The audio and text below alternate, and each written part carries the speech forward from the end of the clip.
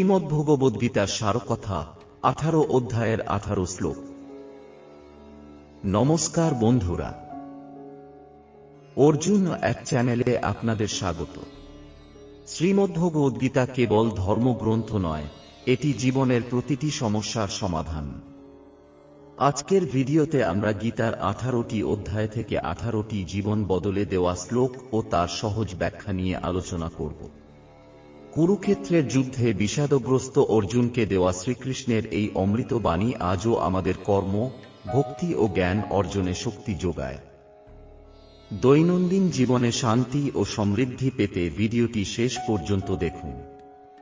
আমাদের সাথে যুক্ত হন, চ্যানেলটি এখনই সাবস্ক্রাইব করুন এবং বেল আইকনটি প্রেস করে রাখুন। আপনার একটি সাবস্ক্রিপশন আমাদের নতুন ভিডিও তৈরিতে উৎসাহ দেয়। আপনার প্রিয় শ্লোকটি কমেন্টে জানান এবং প্রিয়জনদের সাথে ভিডিওটি শেয়ার করুন। চলুন আর দেরি না করে শ্রীকৃষ্ণের সেই অমূল্য বাণীগুলো জেনে নেওয়া যাক। জয় শ্রীকৃষ্ণ। শ্রীমদ্ভগবদ্গীতা 13 অধ্যায়, ক্ষেত্রজ্ঞ বিভাগ যোগ, দেহ, আত্মা ও জ্ঞানের গভীর রহস্য। কুরুক্ষেত্রের রণক্ষেত্রে এখন এক গভীর আধ্যাত্মিক স্তরে পৌঁছে গেছেন মহাবীর অর্জুন। ভক্তির পথ ও ঈশ্বর প্রাপ্তির সহজ উপায় বুঝে তাঁর হৃদয় এখন শান্ত, স্থির ও দৃঢ়। কিন্তু শ্রীকৃষ্ণের শিক্ষা এখানেই শেষ নয়। এখন তিনি অর্জুনকে এমন এক সূক্ষ্ম ও দার্শনিক জ্ঞান দিতে চলেছেন, যা মানুষের অস্তিত্বের মূল ভিত্তিকে স্পষ্ট করে। এই সময় পরম গুরু কৃষ্ণ শুরু করলেন ক্ষেত্র ও ক্ষেত্রজ্ঞের রহস্য ব্যাখ্যা করতে। ক্ষেত্র ও ক্ষেত্রজ্ঞ কি? শ্রীকৃষ্ণ বললেন, হে অর্জুন, এই শরীরকে ক্ষেত্র বলা হয়, আর যে এই শরীরকে জানে তাকে বলা হয় ক্ষেত্রজ্ঞ। অর্থাৎ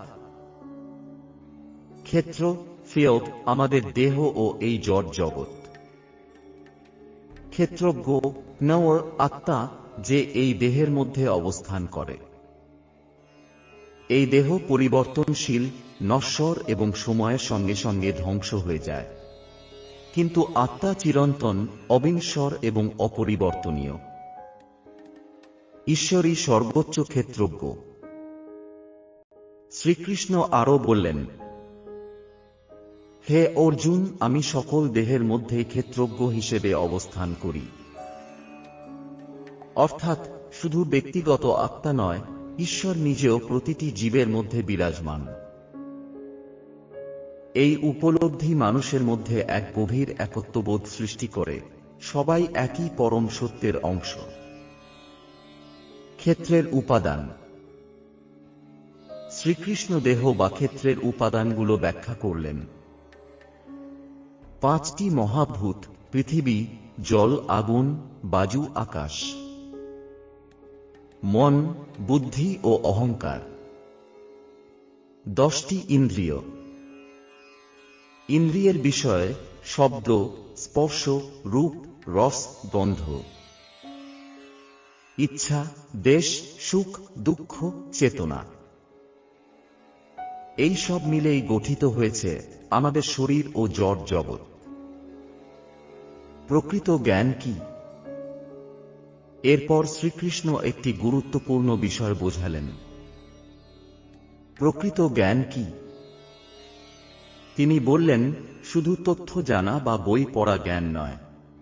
প্রকৃত জ্ঞান হল এমন গুণাবলী যা মানুষকে সত্যের দিকে নিয়ে যায়।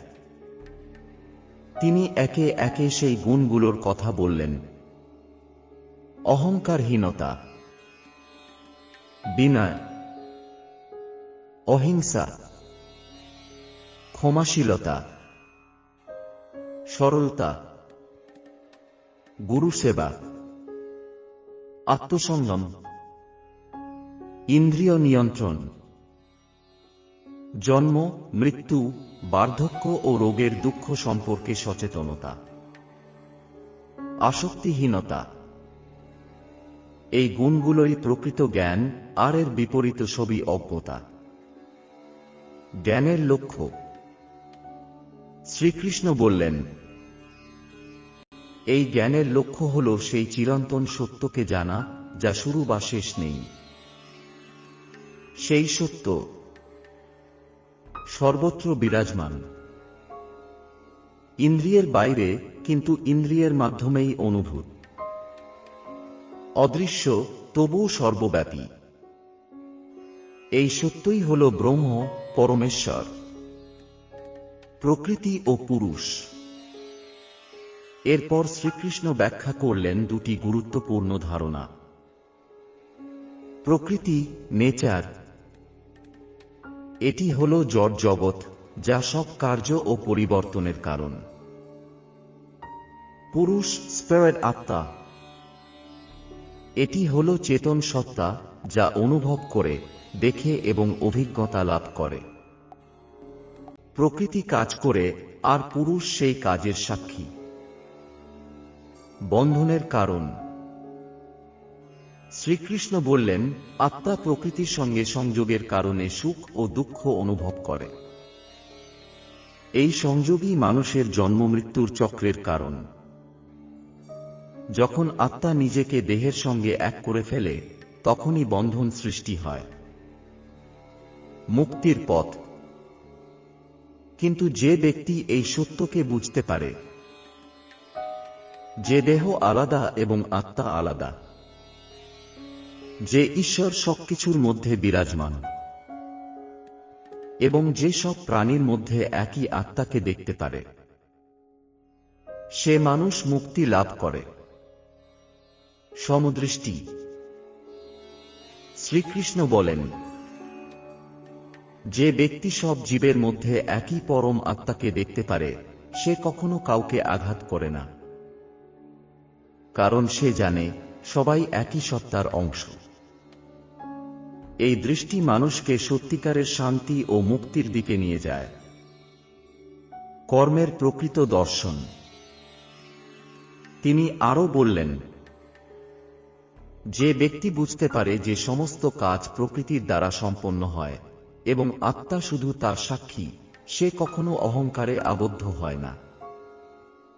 সে জানে আমি কিছু করছি না, প্রকৃতি সব করছে। এই উপলব্ধি মানুষকে কর্মের বন্ধন থেকে মুক্ত করে। পরম সত্যের উপলব্ধি। অধ্যায়ের শেষে শ্রীকৃষ্ণ বললেন, যে ব্যক্তি জ্ঞানচক্ষুর মাধ্যমে ক্ষেত্র ও ক্ষেত্রজ্ঞের পার্থক্য বুঝতে পারে এবং প্রকৃতি ও আত্মার রহস্য উপলব্ধি করে, সে পরম গন্তব্যে পৌঁছায়। উপসংহার। এইভাবে ত্রয়োদশ অধ্যায়ে কৃষ্ণ অর্জুনকে জীবনের এক অত্যন্ত গভীর দার্শনিক সত্য বোঝালেন। তিনি শেখালেন, দেহ ও আত্মা আলাদা। আত্মা চিরন্তন, দেহ নশ্বর। ঈশ্বর সকলের মধ্যে বিরাজমান। প্রকৃত জ্ঞান হল বিনয়, সংযম ও সত্য উপলব্ধি, এবং এই জ্ঞানই মুক্তির পথ। এই শিক্ষা শুনে অর্জুনের চেতনা আরো উচ্চ স্তরে পৌঁছে গেল। তিনি এখন শুধু একজন যোদ্ধা নন, তিনি একজন জ্ঞানী, একজন সাধক, যিনি জীবনের গভীরতম সত্যকে উপলব্ধি করতে চলেছেন। এইভাবেই ভগবদ্গীতার শিক্ষা ক্রমশ আরো সূক্ষ্ম ও গভীর হয়ে ওঠে, এবং শ্রীকৃষ্ণ অর্জুনকে ধীরে ধীরে সেই পরম সত্যের দিকে নিয়ে যেতে থাকেন, যা মানুষের জীবনের চূড়ান্ত লক্ষ্য।